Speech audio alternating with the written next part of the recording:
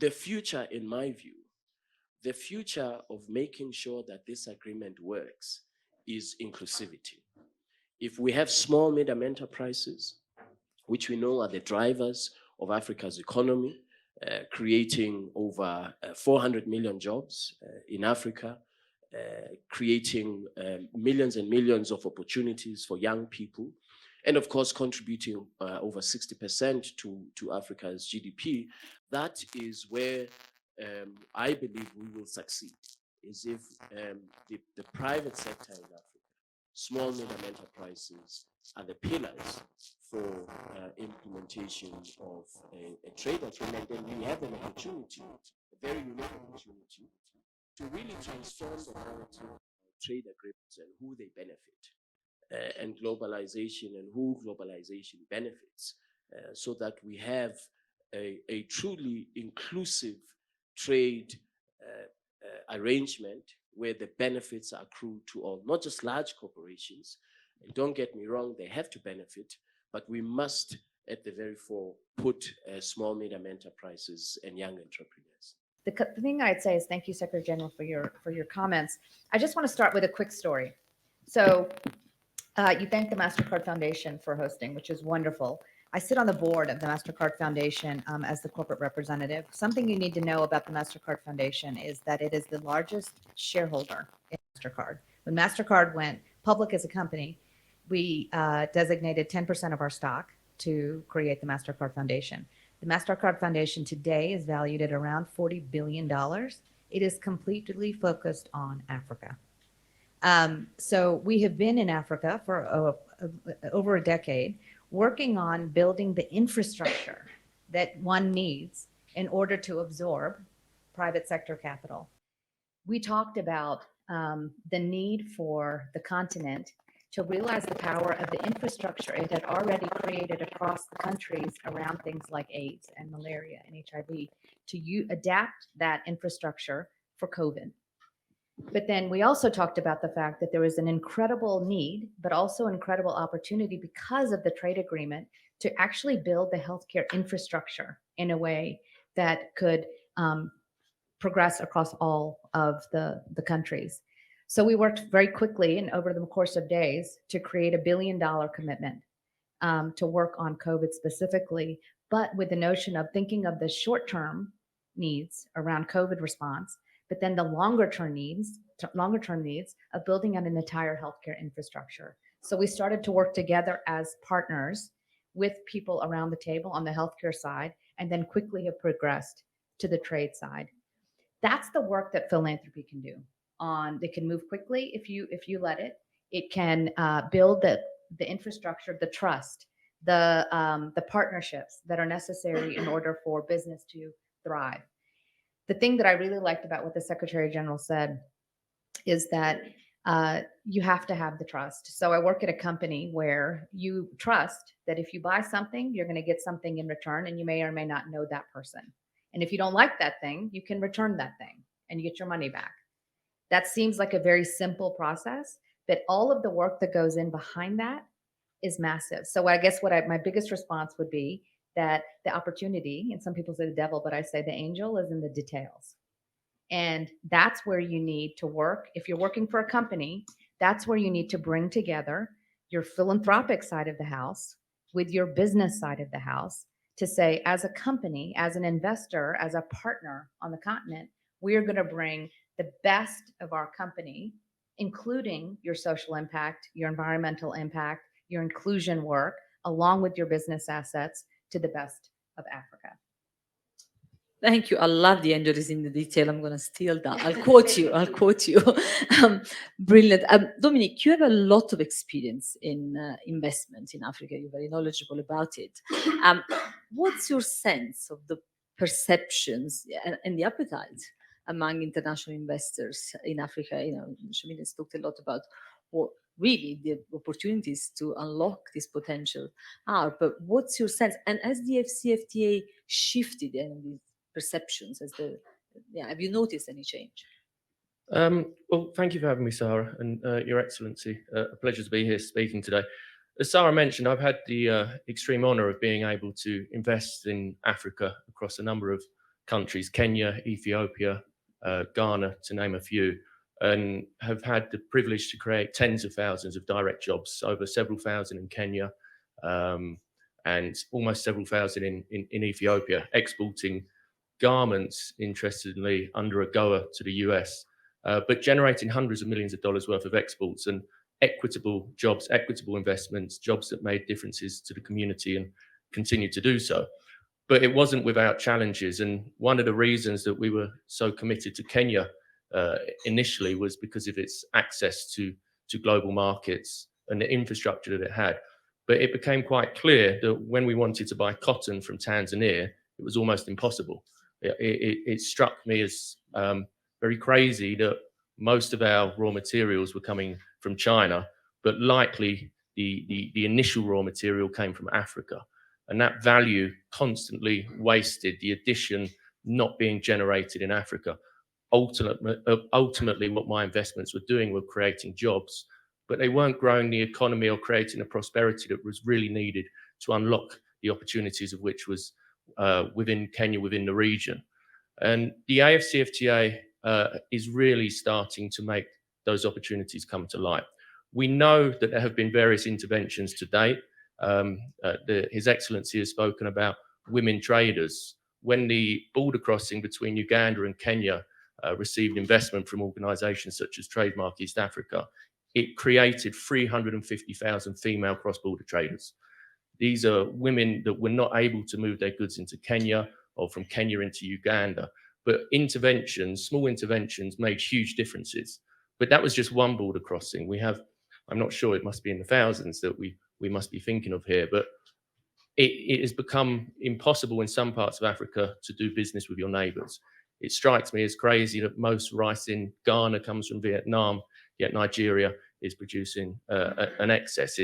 I have a business in Ghana. We do a lot of work, or we used to do a lot of work in the likes of Benin and Togo. It was just too difficult. Now, where do the opportunities come from this? With the AfCFTA, we can actually start talking about things like just-in-time manufacturing. Organizations that have not been able to go to the continent because potentially they need access to water, but their customer is in a region where it might be quite dry. It's impossible. It's not been able to be contemplated because the challenges of moving those goods just in time just does not exist currently in most of the continent. So the AfCFTA will bring businesses that are very reliant on those speeds, not just to market, but speeds to their assembly houses, to their manufacturers. And with this vision, which is already a reality, we're not talking about a vision that's going to become a reality, it is already happening. We're finally seeing tea from Kenya being sipped in Ghana. We're finally seeing, numerous examples. I could be here for a long time, but the fact that we are shipping coffee to Italy to be roasted. Sorry, Sara, I know you're Italian. To be repacked as Kenko and shipped back to the continent. For me, I don't want to be too strong with my words, but it is not right. And the AfCFTA is going to allow value addition to be added in Africa, from electric car manufacturing all the way through to sipping African coffee beans roasted in Africa across the continent of Africa. And investors are really starting to wake up. And I think the final point I'll make on your question, Sara, is markets have stopped growing. I mean, I'm no economist, but the UK is not in great shape. The EU is pretty stagnant. I'm not sure about the US, depends on where you head to. China is becoming more and more difficult for Western businesses to trade with. So either we start buying more market share or we grow our market as industries. And the only place for businesses to go and grow their market, for me now, is Africa. And if they're not there today growing their markets, they're not going to have a market share on that continent. They need to make those equitable investments and be part of the vision and the reality, which is the AfCFTA. Thank you for your passionate plea. If that didn't sort of entice you to go and invest in Africa, I don't know what will. I'm going to open it up to everyone very shortly, but I want to welcome Honorable Minister Mulenga. Would you like to join us here? Please. so I can introduce you properly. Thank you very much.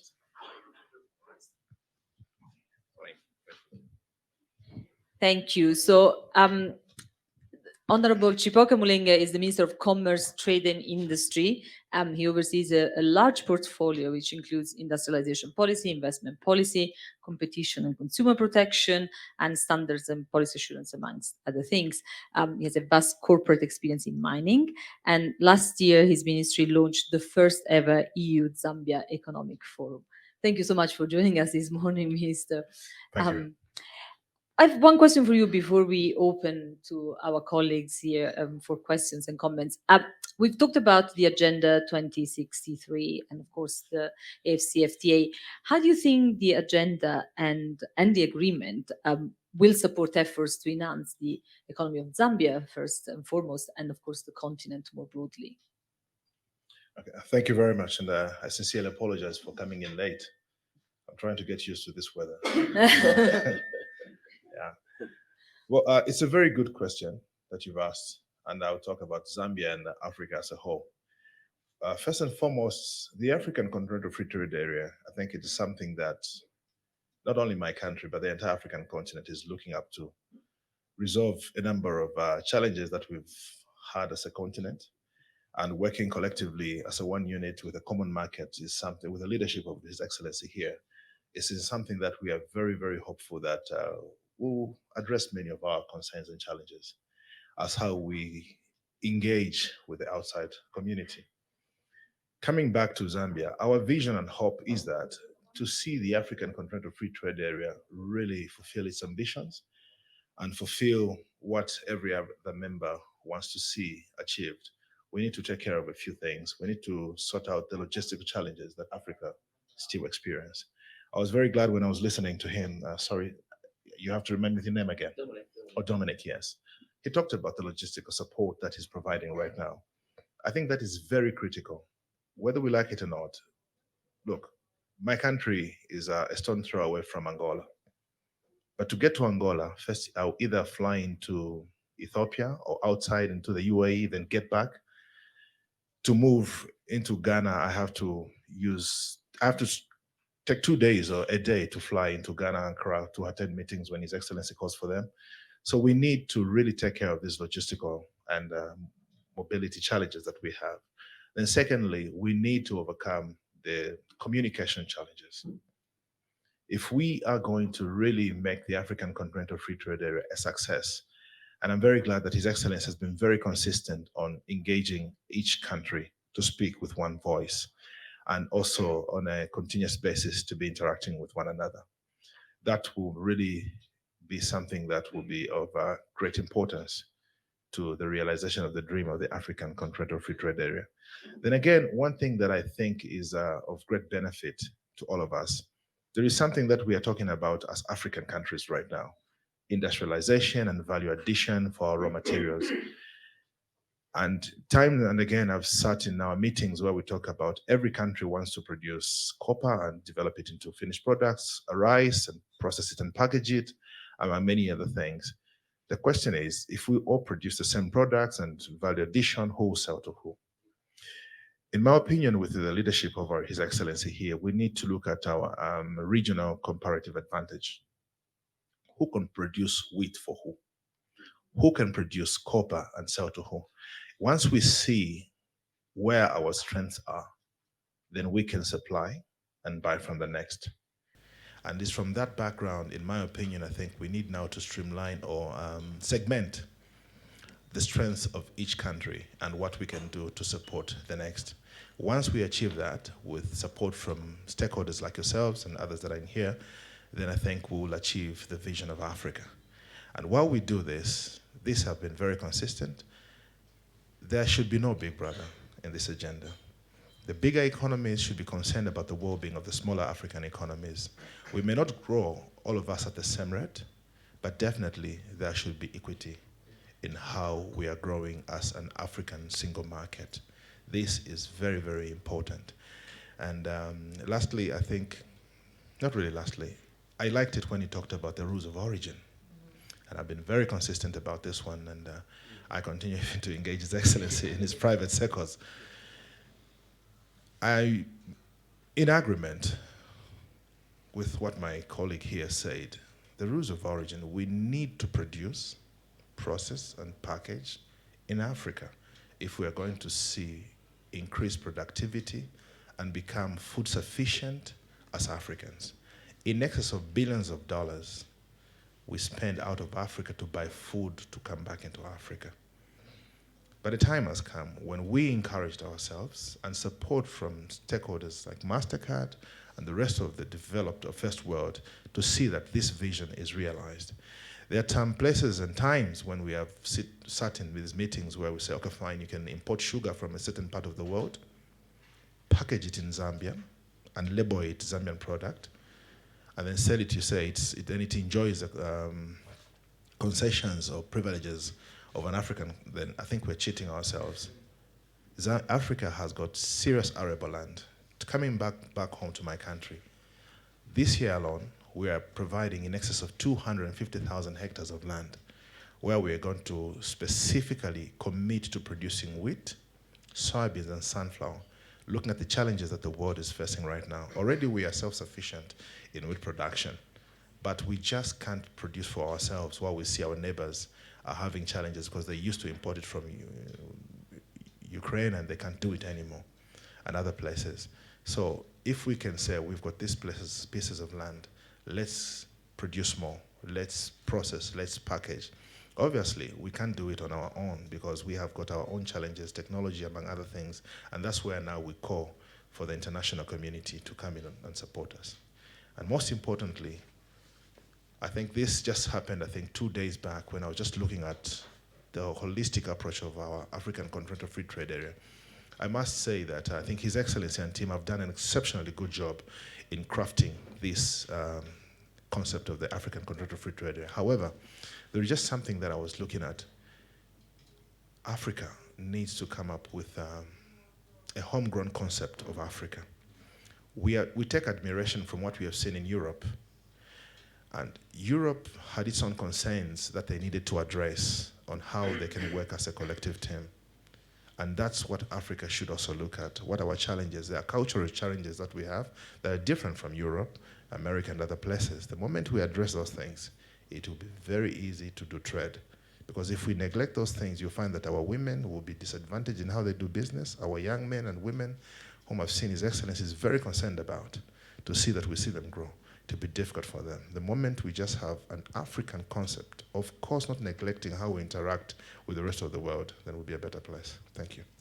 Well, thank you so much. It's really energizing listening to you all. You get a tangible sense of excitement about, the opportunities that the agreement opens up, and also the sense of commitment. To make sure that we are there to make the agreement a success and really realize the vision, the 2063 vision. 2036 vision. Can I open up to everyone to get your comments, your reactions, your questions to the panel? We will have to finish on time. That is a hard rule at the annual meeting. Everybody is going on to other things. But we've got about 20 minutes where we can, widen the discussion.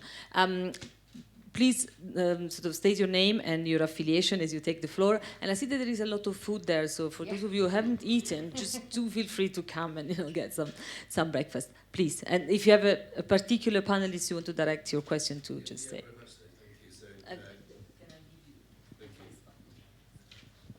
Thanks very much. So Chris Cleverley, President of Tingo Inc. We essentially have been a very domestic business in Nigeria, and we produce and help others produce over $1.2 billion worth of revenue in Nigeria and $400 million worth of profit across the agriculture sector. But the question I'd like to put mainly to the panel, but mainly to Your Excellencies, is do you think there should be a positive duty of governments to purchase Africa and to purchase African things? So, for example, we used to manufacture in mobile phones in Nigeria. With COVID, we stopped. We're now buying a mobile phone company in South Africa. But it'd be great if when we're manufacturing these mobile phones or whatever, that also governments engaged in purchasing. Can I take 2 or 3 questions or comments before I come back to the panel? I'm going to try and take that, and I can show you. Okay, thanks. We have a shy audience. I'm sure not. Yes, please. Thank you. I'm Matthew Stevenson from the World Economic Forum. I'm the head of investment in the trade investment team. We had the pleasure of working on a report with the AfCFTA that will be soon released. I wanted to ask, Davos is famous for being the place where business come. And of course, it's an opportunity to engage public-private dialogue. So to the panel, especially His Excellency, what kind of conversations, what kind of business conversations is he having, business interest in Africa that he can sort of share publicly with us here today, and what kind of questions business is asking, what kind of answers he's able to provide to talk about the attractiveness of the investment climate in Africa. Thank you. Thank you very much, Matthew. Let's start with these 2 questions. Who wants to go first? Minister, would you like to go first? Secretary General? Okay, I think I didn't really get Chris's question rightly, but I think I'll need him to repeat it. It's much more about, if we manufacture in Africa, will governments buy? So it's about, people go about buying. Okay, great. I think I just missed that one out. I'll answer that one quickly. I'll bring it back home to my country. My country right now is focusing on value addition, and value addition results into industrialization. And we've got different companies that are setting up, tractor companies, assembly companies. I think it would be, I try to be very economical with my words, but allow me to just say this. It would be folly of any government to allow setting up of any manufacturing sector, yet not support them by buying from them. The biggest buyer of any product is the government itself. So it's a policy that we have in my country. You set up a mobile phone company, every government official must have that brand as the primary phone that they should have. Because definitely when we buy from yourself, we help you recapitalize, we help you market your product, among many other things. So it's our focus. And on an African basis, I think His Excellency would guide on that one. But back home in my country, definitely, we sign an off-take agreement with yourself to say, we'll support your business, come and set up here. Yes. And quickly now to respond to Matthew about the investment climate in Africa. Africa, for a very long time, has been a continent where extractive industry has existed, and in that same regard, resources have gone in that way. But we're trying to change the narrative. As opposed to just extracting and taking raw materials and bringing them back 10, 20 times more the price, we want that to be done even back home. That's the more reason we're talking about rules of origin. However, we understand that you all know about the opportunities that lie in our continent. But what is of utmost importance is the investment climate, the policies, legislation, among many other things. It's important that investors are looking at political stability, investment policies, among other things. It is a more reason why now Africans are trying to legislate and make policies that will provide ease way of doing business, that do not have so many red tapes and bureaucracies. In my government right now, I think in my country, our government we are going in our 2nd year. Our first year was to establish ourselves, let our vision be understood by people at home and outside the world. And now in the 2nd year, what we are doing is cutting the red tapes, where we attract investment, which is good for our people and the investors themselves. Because we believe that whoever is going to speak good about the investment climate in my country, it's the investors themselves. So it's about providing that investment climate which is friendly. We have got a very youthful population which is very eager to be productive and be part of the ecosystem of development. So these are the things that we are trying to make even our people believe in the system, that investors are not our enemies, but our friends. They're not there to take our resources, but to develop them with us.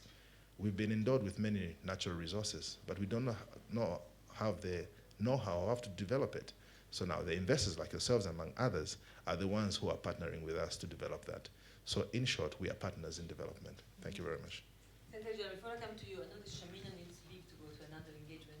Do you want to share any final reflections? Particularly, I mean, we've touched on the importance of technology, and that's something that's very close to your heart. But if you have any parting words Yeah, I'll just say one thing.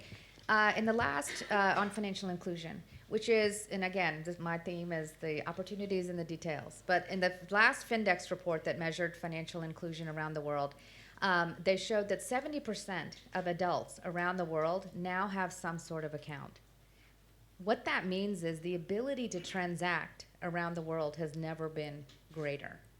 So the opportunity for private sector investors, for companies to act as partners to build up small and medium-sized businesses, to build up the digital infrastructure in and on the continent has never been more important.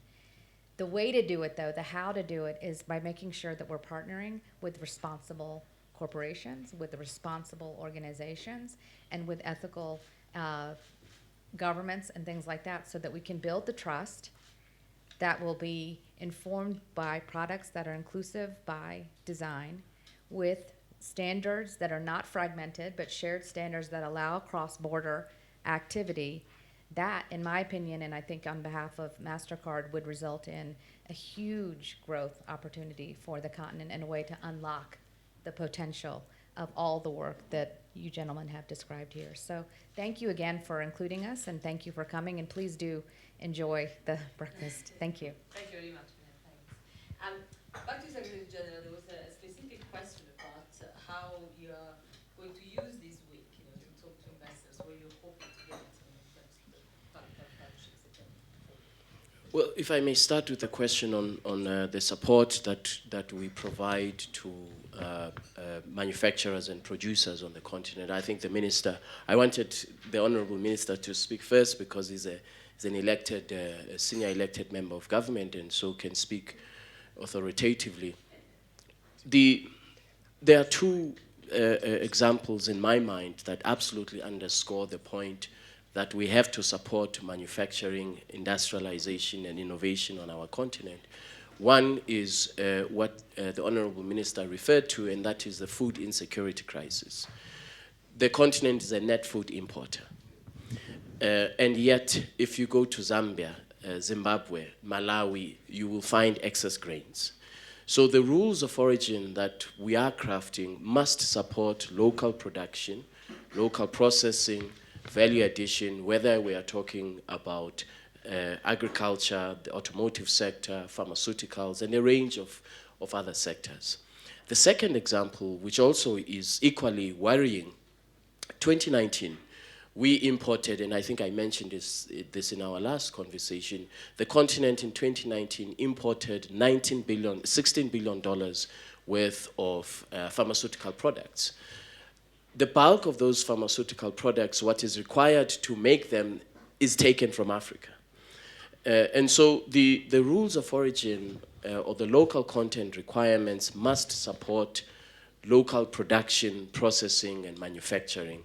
And that's why the African Union and ourselves as a secretariat, with the governments, the 45 countries that have ratified the agreement, are very, very strong advocates of AfCFTA produced products.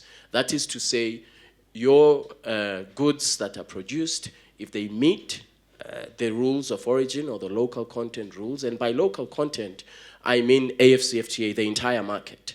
So you can produce in Nigeria and export to Mozambique at preferential rates, and vice versa. So this is really very, very important, an important aspect of trying to create a market, an integrated market. And so if we do not support the production that is locally made, processing, whether it is coffee, whether it is the auto sector, we will not see the results that we want to see. On the conversations during the course of the week, the number one question, of course, is this thing going to work? That's the number one question. Is it going to work? Do you have the political will to get it done? Is it just a big diplomatic exercise? Are there protections for investors? And of course, we have protections for investors. For the very first time, we now have an infrastructure, a system for resolution of trade and investment disputes. the dispute settlement mechanism, which will provide enhanced continental protection, legal protections for investors. Of course, it is very, very early stages, but we have looked at what has worked around the world. We had looked at what has worked in Africa, what has not worked in Africa, and we've created this system of protection for investors. I would say that I do get a sense, and this could be because of our history, I do get a sense that that some investors are apprehensive about the AfCFTA. They think it is political talk. And I always say to them, who was apprehensive about the EU in 1947? 5, 6 countries at that time coming out of the Second World War. So there will be a long period of running around the track, establishing the rules, building confidence of our people in the system that we are creating. It's not going to happen overnight, but we certainly have to start somewhere. And I think we've made a very, very good start with the AfCFTA. We even get the odd one that gets cold feet and leaves, but you know, it carries on. Right, thank you very much. We've got another 10 minutes. I just want to check if there is any other question or comment, otherwise I'll come to you, Dominic. Yes, please. There's a mic coming. Thank you. My name is Suta. I head up research at Laurel Strategies, a CEO advisory firm based in DC. And one of my questions, piggybacking on the last question, is we've talked a lot about the importance of regional integration. And on the question before, what are some of the pathways that you see for global investors to see some of the biggest trends and opportunities, as well as strategies for investing in Africa and creating local value chains? Thank you very much. Anyone else? No? Do you want to start with that? And then we'll do one last round answering these questions and any other final remark. Yeah, I mean, for me, the pathways of understanding what to invest in Africa, for any investor, they have to get on the ground. They have to see the reality of the situation and understand the challenges as well as the opportunities. When I first invested in Ethiopia, I rarely, if ever, saw any of the other investors within country. They'd fly in, stay in a very nice hotel, sign a contract and fly out. And a year later, they weren't making money, but we were. And that's because we engaged with the communities.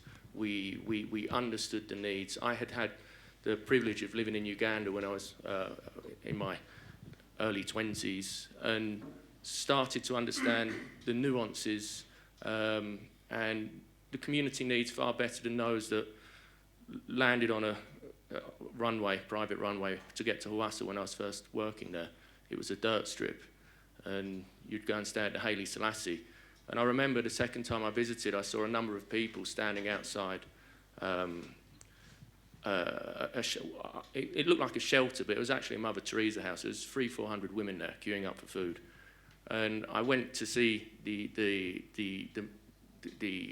mother, I think you'd call it, the sisters that were running it. And I said, can you talk me through about some of the challenges you have here? And they said most of these girls are victims of domestic violence or sexual abuse, or they've been kicked out of their families. And some are here because of TB and various other conditions. And I said, well, do any of the girls have jobs? And one of the biggest challenges in the garment industry is attracting talent and retaining talent. And they said, no one will employ these women. And I said, well, I'll employ them. I'll start training them today. They get paid to be trained. And a number of them had children with them. And I said to the sisters, we'll split the shifts so that other women can look after each other's children. Anyway, we recruited 400 or 500 people in that process and recruited some of the best staff that I've ever come across in Africa. And those staff are still within the facilities. But most investors are having consistent high levels of turnover because they haven't gone and touched and felt the situation on the ground. And it's, of course, there's a number of theses that you can study, and there are a lot of mistakes made by investment promotion authorities who often show you the opportunities but not the challenges. When we turned up, we were told it was 4G. A satellite phone didn't even work. I don't mind that, but just tell me in advance before I send staff without satellite phones that we can't contact for a month. But you don't realise this until you're on the ground. So of course, there are much more formal pathways, but my personal experience and why I've been able to have successes on the ground is by being on the ground, being involved and committing that time and effort to understanding. And there you start to see the real opportunities. Thanks, Dominic. Secretary General. Well, thank you. I think Dominic has spoken about from an investor's point of view, but I would speak from a rules point of view and what the law that we are putting forward, the value proposition that the law presents. I would suggest that the starting point would be to look at an anchor market within the AfCFTA to establish a market, a commercially meaningful market presence in that particular jurisdiction, to then expand to the rest of the continent or the region, because the AfCFTA enables you to have the benefit of the entire market, 45 countries. And so commercial presence, meaningful commercial presence is a starting point, whether it is in financial services, in manufacturing, and then, of course, to identify specific sectors. We, as the Secretariat, with the help of the MasterCard Foundation, have identified priority sectors: agro-processing, agriculture, the automotive sector, pharmaceuticals, transport, and logistics. And all of these, when you look at them on the face of it, all of these sectors present challenges. But actually, Africa's challenges are Africa's opportunities. In financial services, for example, we have countries on the continent that are in need of fintech investment. Countries where the transactions are still done by hand, manually, on a ledger book. And so you can see the opportunity to scale investment in a market of that nature, over 100 million people in that market. And so the opportunities, the limit is the sky. Similarly, in the automotive sector, in the components, manufacturing, there are opportunities there outside, to the point that the Honorable Minister made. Besides Morocco and South Africa, there are opportunities for investment in agriculture, in this case in the automotive sector, but agriculture is an agro-processing, is an incredible opportunity given the geopolitical context and given the fact that the continent of Africa has the productive capacity to feed itself. What we require is the investment in the technology to enable the food production to happen. And so I think what we are seeing with Russia and Ukraine, yes, it is a crisis. Yes, it has caused inflationary pressures on food in Africa, but it is an opportunity for Africa, for us to feed ourselves, to produce for ourselves, and to make sure that we have food security. Thank you. Thank you very much. Honorable Minister. Just quickly, I think much of it has been ably explained by my Secretary General. I just want to agree with what Dominic has said. If you remember in my earlier remarks, I talked about culture. To agree more with him, you can set up the same business that is thriving in a certain jurisdiction by another company, but yours fell. He talked about understanding the people there, low turnover, while others didn't succeed. It's about understanding particular cultures in certain jurisdictions, whether you like it or not. However smart you may be with your business or business acumen you may have, you first have to understand, who are these people I'm dealing with? What kind of product? How do I market the same product that I marketed in Europe or South America in this region? The moment you understand that, then you're good to go. Because I have seen European and American companies, others find it difficult to succeed in African markets because the African customers and workforce have a different cultural background and work ethics that the host country is offering to the investors. The moment you develop the attitude that Dominic just talked about, then you're good to go. Understanding the culture of the people and the business system that is in a place. I'll give you a very practical example. Somebody was selling, some company had a very brilliant marketing executive. He had succeeded everywhere else, but he went into this jurisdiction where he had put in some pictorial diagrams of some guy running in the desert, then he collapses. It's all over. So this drink he was marketing was trying to depict that you can be in a desert, you collapse, once they just give a tip of it on your tongue, you'll be up and running. But he didn't realize that in that country, they write from the left or read things from the left, from the right going to the left, because he had always used from left like we always do it. So in that country, it was saying, you may be strong, but you take this drink, you'll collapse and faint. So nobody was buying that drink anymore. And everybody was, he never understood the culture of those people. So I think Dominic ably elaborated on this one. Thank you very much. But thank you so much, gentlemen, and of course, Shamina, for getting us off to, I think, an incredibly energizing start for our Davos week. I personally got a very tangible sense of the opportunities that Africa presents, and I hope all the investors in the room will be inspired to come and explore them in more detail. I talked about the report, and Matthew did as well, that the forum is launching tomorrow. That will give you an even deeper sense as investors of what other business feel and think about the opportunities that particularly the agreement, the free trade agreement, is unlocking for the continent. Now is the time to make those opportunities come to reality. It's, as Dominic and others have said, is a prime time to make sure that we turn these opportunities into reality. The rewards will be plentiful. Thank you so much. I wish everyone a great Davos week. Wrap up warm. It's cold out there. Thank you for coming today.